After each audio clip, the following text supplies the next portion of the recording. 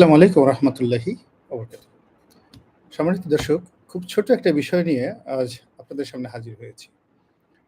আ একেবারে সংক্ষিপ্ত। সেটি হলো আমার একটা ভেরিফাইড অ্যা ফেসবুক পেজ রয়েছে। সন্ধ্যা ৭:৩০ টার সময় এই পেজটি হ্যাক হয়েছে। গোলাম মাওলা রনি, অ্যা এটা হলো একদম ফেসবুকে যে ভেরিফাইড থাকে, ব্যাজ থাকে, ওইটা অনেক পুরনো। প্রায় ৮.৫ লাখ লোক এটার লাইক। এর আগেও আ দুষ্কৃতকারীরা এটা হ্যাক করেছিল। এবার আবার নতুন করে হ্যাক করল। এখন দেশের যে অবস্থা খুব একটা ক্রান্তিকাল, বহুমুখী চক্রান্ত চলছে এবং যেহেতু এই মুহূর্তে আমি সামাজিক মাধ্যমগুলোতে খুব সক্রিয় থাকার চেষ্টা করছি।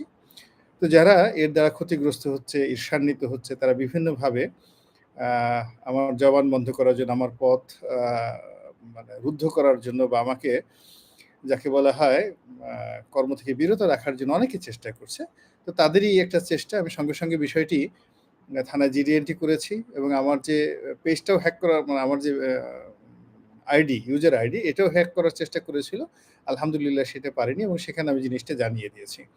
তো আপনারা যারা আছেন আপনাদের সবার প্রতি অনুরোধ, আ আপনারা যদি গোলাম মোল্লা রনি ভেরিফাইড পেজ থেকে কোন রকম পোস্ট যায়, কমেন্ট যায়, আপনারা বিভ্রান্ত হবেন না। আমি চেষ্টা করছি ফেসবুকের সাথে যোগাযোগ করে আ পেজটি ফেরত আনার জন্য। ইতিমধ্যে যারা এই অপকর্মটি করেছে তাদের বিজনেস আইডি আ এটা আমি উদ্ধার করেছি।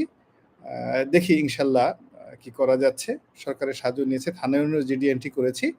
তো আপনাদের সবাইকে অনেক ধন্যবাদ জানাচ্ছি। খুবই সংক্ষিপ্ত একটা ভিডিও। এটা আবার আমি আ যাকে বলে ফেসবুকে আপলোড করব।